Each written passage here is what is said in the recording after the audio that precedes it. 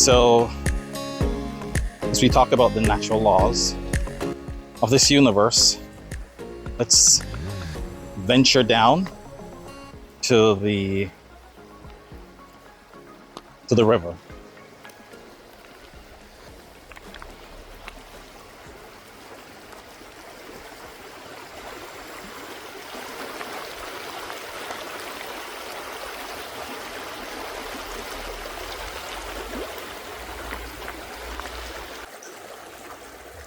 What better place to talk about the universal laws than to be doing it in a place like this in nature. So hello there. I've put a series together that deals with the 7 pillars of our third dimension. The first one I did was on the 7 Hermetic Principles. And so the second one, which is this video, has to do with the 6 universal laws. So one of the first universal laws that we come across is the universal law of Divine Oneness. And that's part of why I'm here, to say that whether we know it or not, we are all a part of this. We're all a part of nature. We're all a part of things that are around us. And so that's the law of universal oneness. These are laws that, whether we understand or believe them or not, they exist, right? And so once you understand that we are all a part of nature, then there are certain things that should come like innate to us to do or not to do. The second one is the law of attraction. One thing we know is everything attracts. Like attracts like, and opposites attract. So if that's the case, then where do we stand? What happens? The principle there is that opposites attract and like attracts like is really 2 sides of the same coin. And so when we looked at the Hermetic Principles and we saw the one about polarity and rhythm, we realized things go in and out. That's the rhythm. And then we realized things have 2 different ends of the spectrum. That's a polarity. Well, this law of attraction almost works the same way, because like attracts like on one side, and then opposite attract on the other side. So you still have a complete whole. So what does this mean for us? Well, if we think and feel and act in negative ways, we tend to get that back. And if we think, feel, and act in positive ways, we tend to get that back as well. You can see this just by trying an experiment where you can go into a crowded mall and then just start laughing and see what happens. At the end of the day, what we really need to do is align our thoughts, our words, and our emotion with what it is that we are doing. And that alignment is really what's more important. And that works with the law of attraction. The law of attraction also works with the law of vibration, and it has frequency. Then we have the law of inspired action. Inspired action is different from motivated action. And so a lot of times we are motivated to do things, but motivation comes from when there's an external force that causes us to do something. When you act from what's inside you, your intuition, your guidance, that is more inspired action than motivated action. And so what we try to do is see if we can move away from taking motivated action to taking more inspired action. Action is the bridge between our thoughts and our physical reality. What that means is nothing really comes to fruition, nothing comes true unless we act on it. So we can always have a thought to do something, but never act on it, and then nothing happens. Another one is the transmutation of energy. Energy is all around us. Energy is in my voice. Energy is in my physical being, the water, the rocks, the air. But unbeknownst to most people is that our thoughts are also made of energy. So right now, when I go back and I listen to this, I'll be wondering how much energy from my voice and how much energy from the sound of the water is getting mixed in. So I do imagine that there's a lot of noise maybe from the water that's coming through with this. But it's transmutation of energy.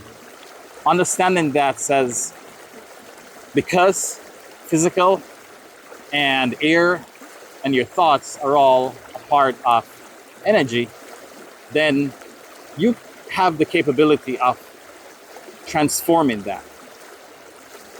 And so transmutation of energy is just the transformation of energy from one state to another. So as we go through, we try to change energy, and that's what we do every day, all day. Whether we're aware of the fact that we're doing it or not, we are actually converting energy. And so as I said, our feelings, our thoughts, and our desires are all part of energy. I was trying to see if I could put the stand inside the water here, but couldn't do that. So where am I right now? I do like the fact that this water it's really clear. Where I live, we don't have river water being this clear. But I'm on the island, and it's just nice to actually be able to go to a river. So we have 2 more left of the 6 universal laws. And this one is the law of compensation. The law of compensation states that whatever we give out, we get back. Now, that also works with the law of attraction, the law of vibration, cause and effect. Whatever you give out comes back. And so, if you give out negative energy, that comes back to you. Give out positive energy, that comes back to you. The compensation is very interesting because compensation almost gives the understanding that it's a reward. But this law really doesn't judge. It just reflects back your vibration. Whatever you're a vibrational match to is what it's doing. So it's really working with the law of attraction and says, okay, well, you're attracting something, and here is what it is you're getting for that. So you're seeing the physical manifestation of that, right? And so understanding that will help us to realize that sometimes it's not just our action by itself. It can be the thoughts that we put behind it and the emotion. This emotion really goes a long way. The other thing that I want to mention about the law of compensation is the fact that we are consumers and contributors to energy, right? That's the give and take. It goes in both directions. And so right now, this is what I'm doing. I'm consuming energy. I'm consuming the beauty that's here. I'm consuming the extra oxygen that I'm getting from an area that it's untouched by fumes or the carbon from, the commercial buildings and streets and stuff like that that's nearby. And I'm also giving out energy because the more positive and the fact that I'm not destroying the environment, then I'm also giving out good, positive vibrations, and that's compensation. So it goes back and forth. The next law is a law of relativity. Here it means it's almost like the first one. We really come back in full circle. Everything is relative and everything is related. So relativity really deals with the fact that nothing is good or bad. Everything is based on perception. And that perception is based on your understanding of what it is that you are looking into. So if your mindset is that a particular thing is always good, then, hey birdie, then your perception is going to be that it is always good. If you have had a bad experience with an environment like this, then my message may not resonate with you. This recording might not resonate with you. If you have a good and a positive experience with something like this, then it could be the best and the most soothing thing you've ever heard. Well, it's the same message that's going out to everybody, but it's in relation to how the person views it. So how does this come back to the first one? Well, it's the understanding that because we're all connected and everything is all connected, the relativity of different things is based on your connection to that particular thing. And so understanding how our connection, and really understanding again that we determine what that vibration is for that connection, we ourselves can decide whether or not to have a positive or a negative expression or feel for that particular thing. There we go. There's a leaf flying by here and there are mosquitoes like going on it. Bye, Leafy. Right there is the ripples as we go through. So those are the 6 universal laws. These are laws because they can't change. They're not changed by man. They're not based on whether or not we understand it and to what degree we understand it. They're there.